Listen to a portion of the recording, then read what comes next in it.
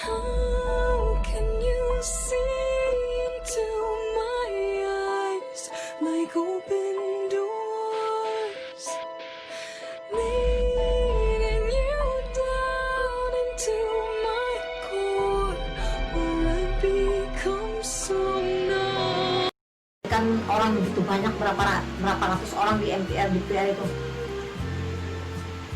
Nah, Gus Dur aja tidak terima. Dia nanti kamu lihat di filmnya ya, dia keluar dari komplek istana itu, tepat berdiri di muka pintu di muka pintu depan istana itu, dalam menggunakan celana kolor ya, misalnya celana pendek dengan kaos gitu ya, nah situasi itu ditayangkan oleh TV begitu sangat menggemparkan, karena seorang presiden seharusnya berpakaian lengkap ya, tapi karena Gus Dur dalam keadaan emosi, dia keluar dengan tanpa berpakaian lengkap.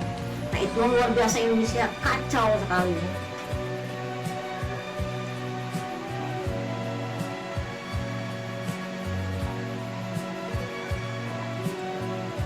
Nah ketika Gus Dur berkelana ke Eropa Februari ya tahun 2000, Jenderal Wiranto mengundurkan diri dari jabatan Menteri Koordinator Bidang Politik dan Keamanan.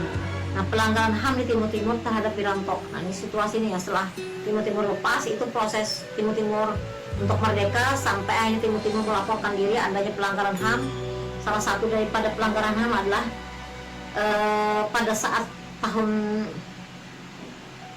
97, 98, 99 itu tuduhan kepada Wiranto. Nah sebelum itu terjadi, Wiranto mengundurkan diri ya dari kursi kekuasaan, dari jabatan Menteri Koordinator Bidang Politik dan Keamanan era Gus Dur. Nah, akhirnya Gus Dur kembali ke Jakarta April tahun 2000. Gus Dur memecat Menteri Negara Perindustrian dan Perdagangan Yusuf Kala, dia bentrok dengan Yusuf Kala. Kemudian Menteri Negara BUMN Laksamana Soekardi.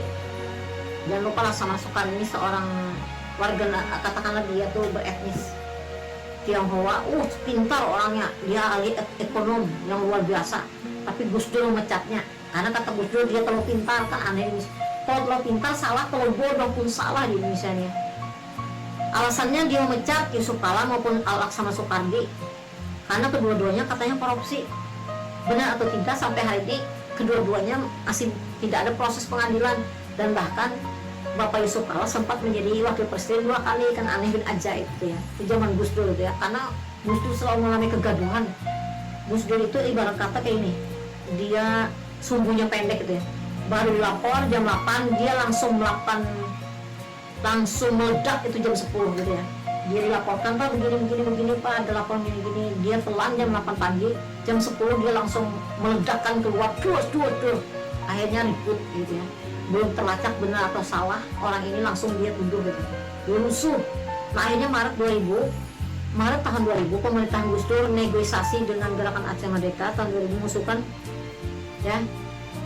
Nah zaman Gus Dur itu ada kasus, dia dituduh sebagai adanya peristiwa Blok Gate dan Brunei Gate ya. Brunei Gate ini dimana Presiden Raja Hasan Bolkiah itu kan memberikan bantuan di era Gus Dur untuk menanggulangi krisis ekonomi ya, krisis moneter di Indonesia, dibantu dan diterima oleh Gus Dur. Ternyata Gus Dur itu tidak melaporkan berapa hasil sumbangan tersebut, malah dia kelola sendiri ya, malah dia atur sendiri. Akhirnya oleh MPR DPR itu digugat gitu ya. Malah terjadi namanya Blok Gate sama dengan Brunei Gate, sama ya, itu tidak berbeda jauh zaman Gus Dur itu. Nah zaman Gus Dur itu kelebihannya ada, Gus Dur adalah orang yang sangat disayangi oleh kelompok Tionghoa. Zaman Gus Dur dia mengizinkan adanya hari Gongsi Pacai itu zaman Gus Dur. Kemudian dia meminta maaf ya, meminta maaf kepada partai komunis yang dibubarkan oleh Soeharto. Zaman Soeharto dibubarkan gitu ya, Gus Dur malah meminta maaf atas nama Banser. Banser itu adalah sayap kanan daripada NU ya, Nahdlatul Ulama. Itu adalah organisasi yang diketuai oleh Gus Dur sebelum dia jadi presiden. Kata dia tahun 65 banyak sekali sayap kanan daripada NU itu Banser, Barisan Ansor itu yang melakukan pembantaian terhadap orang-orang komunis. Jadi dia atas nama itu minta maaf. Wah, ribut seluruh ulama kita. Nah, jadi zaman Gus Dur penuh kegaduhan ya. Kata ulama kita, untuk apa minta maaf? Kalau minta maaf sekarang, maka yang dibunuh itu sudah mati. Apakah layak orang yang menerima permaafan ini, permintaan maaf ini, orang yang masih hidup atau tidak? Sedangkan orang yang sudah mati semua, yang melaksanakan pembunuhan itu mati juga orangnya sudah. Untuk apa lagi dibongkar-bongkar gitu ya, diungkit-ungkit? Sebaiknya tidak usah. Kata ulama, terjadilah musuh, keributan itu ya, kritik terhadap pemikiran-pemikiran daripada Gus Dur. Yang lain lagi, kata Gus Dur, dia melakukan katakanlah Gus Dur mengirim seorang untuk jadi duta besar di Tel Aviv. Tel Aviv itu Israel ya, Tel Aviv bukan. Nah, itu terjadi keributan oleh kelompok Islam radikal garis keras. Untuk apa kita mendukung Israel, berteman dengan Israel, mendirikan duta besar di sana? Nah, rusuh lagi. Kata Gus Dur, kita dengan Cina saja ada kedutaan kita di Cina, di Beijing kita punya, padahal mereka adalah orang-orang komunis. Katakanlah mereka ada kelompok daripada partai komunis ya, negara-negara komunis. Sedangkan Israel itu masih memiliki agama. Kenapa kita tidak berteman dengan mereka? Biarkan mereka dengan hak mereka.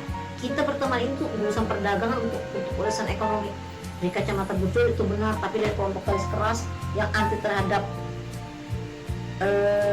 Zionisme ya, yang anti terhadap Zionisme itu merupakan kesalahan. Musuh lagi zaman Gus Dur itu ya.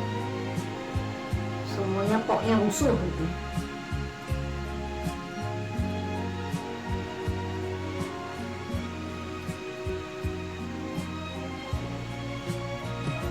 Nah, akhirnya itu ada beberapa kasus yang akhirnya mengantarkan Gus Dur harus lengser dari kekuasaan tahun 2001. Setelah sebelumnya ia menerima 2 kali memorandum di RRI. Nah, memorandum itu sama dengan memo ya, sama dengan nota ketidakpercayaan berupa impeachment ya. Terpaksalah karena MPR DPR tidak mempercayai lagi, akhirnya dia dipaksa turun dari kursi kekuasaan. Demikian masalah Gus Dur ya.